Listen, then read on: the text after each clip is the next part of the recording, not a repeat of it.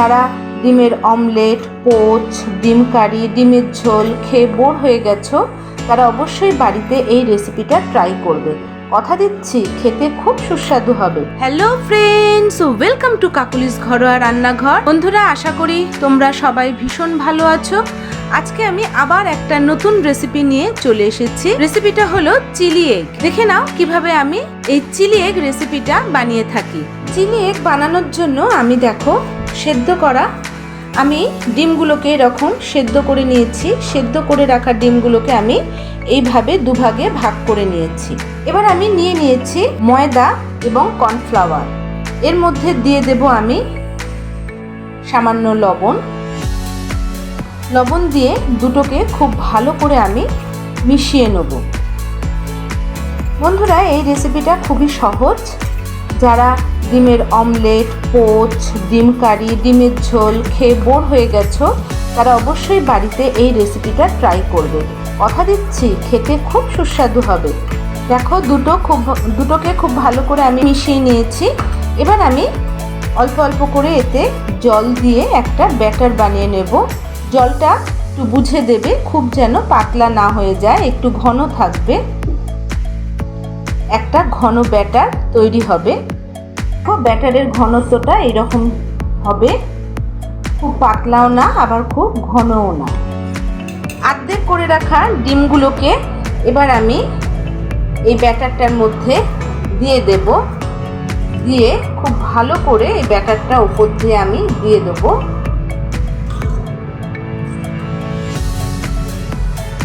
আগে থেকেই আমি কড়াইতে তেল গরম করতে বসিয়ে দিয়েছি।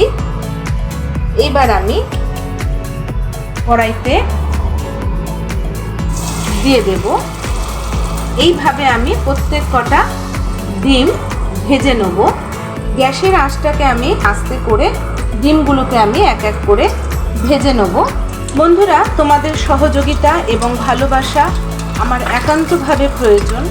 তোমরা আমাকে সাপোর্ট করো যাতে আমি সামনের দিকে এগিয়ে যেতে পারি। আমার রান্নাগুলো তোমাদের কেমন লাগছে অবশ্যই কমেন্ট করে জানিও এবং আমার চ্যানেলটাকে সাবস্ক্রাইব করে আমার পাশে তোমরা থেকো। দেখো, এপিট ওপিট করে আমি খুব ভালো করে ডিমগুলোকে ভেজে নিচ্ছি। দেখো, সমস্ত ডিমগুলো আমি লাল লাল করে ভেজে নিয়েছি। কড়াইতে যে পরিমাণ তেল আছে তাতে আমি আবার কিছুটা সর্ষের তেল অ্যাড করলাম।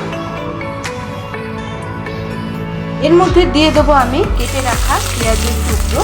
পেঁয়াজগুলোকে দেখো আমি এইভাবে টুকরো টুকরো করে কেটে নিয়েছি। দুরকমভাবে আমি পেঁয়াজ কেটেছি, তোমরা দেখতে থাকো। প্রথমে আমি এরকম টুকরো টুকরো করে কেটেছি। পেঁয়াজটাকে আমি একটু ভালো করে ভেজে নেব।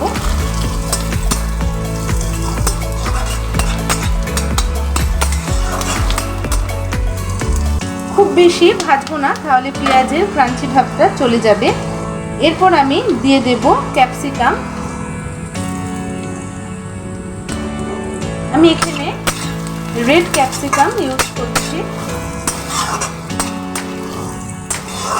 হালকা করে আমি ভেজে নেব। এরপর দেখো, এরকমভাবে একটু বড় বড় করে আমি পেঁয়াজগুলোকে কেটে নিয়েছি।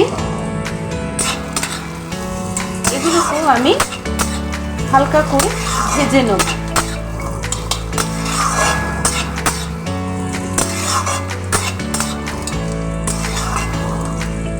এর মধ্যে দিয়ে দেবো আমি আদা রসুনের পেস্ট। দিয়ে খুব ভালো করে আমি কষিয়ে নেব।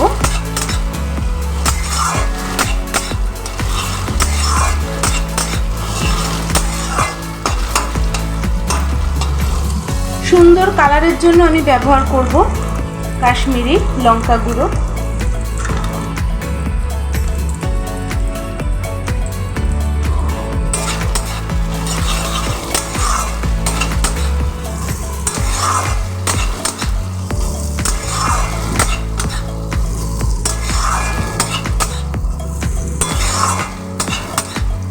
আদা রসুন পেস্টের মধ্যে কাঁচা লঙ্কাটাও আমি একসঙ্গে আদা রসুনের সঙ্গে আমি কাঁচা লঙ্কাটাও পেস্ট করে নিয়েছি।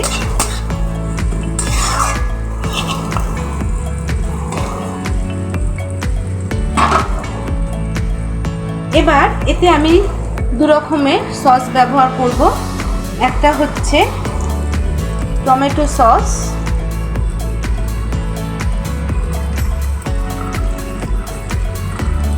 আর হচ্ছে সয়া সস।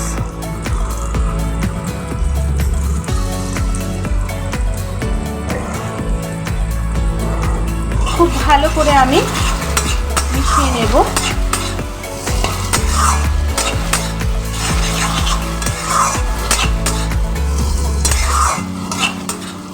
লবণ আমি ইউজ করিনি, যেহেতু সসেতে লবণ থাকে। পরে আমি চেক করে লবণটা দেব। দেখো কি সুন্দর কালারফুল হয়েছে। এবার আমি একটু ঢাকা দিয়ে দেবো 1 মিনিটের মতো। ঢাকনাটা সরিয়ে দেখব।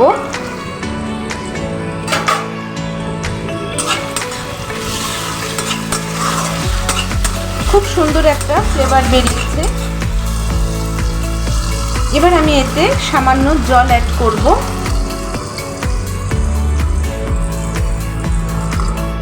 খুব একটা জল দেব না, এটা গামাখা হবে রান্নাটা।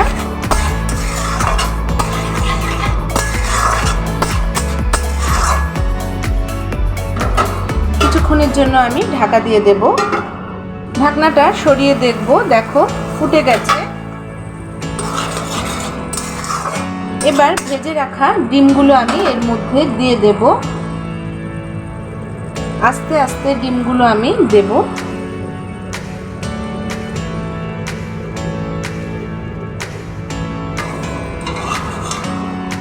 একটু উল্টে পাল্টে দেব।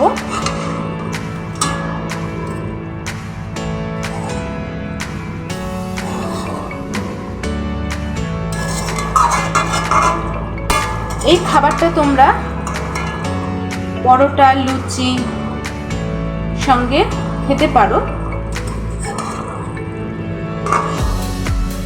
এবার আমি একটু লবণটা চেক করব।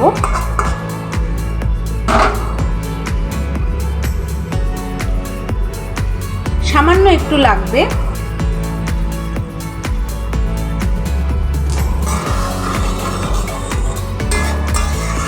দেখো কি সুন্দর দেখতে হয়েছে, খেতেও খুব সুন্দর হয়। অবশ্যই তোমরা বাড়িতে বানিয়ে এটা খাবে। আমি আবার একটু ঢাকা দিয়ে দেবো 1 মিনিটের মতো। ঢাকনাটা সরিয়ে দেখব। দেখো হয়ে গেছে। এবার আমি নামিয়ে ফেলবো। দেখো রেডি হয়ে গেছে আমার চিলি এগ রেসিপি। মাত্র 10 মিনিট সময় লাগে এই রেসিপিটা বানাতে। অবশ্যই তোমরা বাড়িতে ট্রাই করো। ভালো লাগলে আমার চ্যানেলটাকে সাবস্ক্রাইব করে আমার পাশে অবশ্যই থেকো।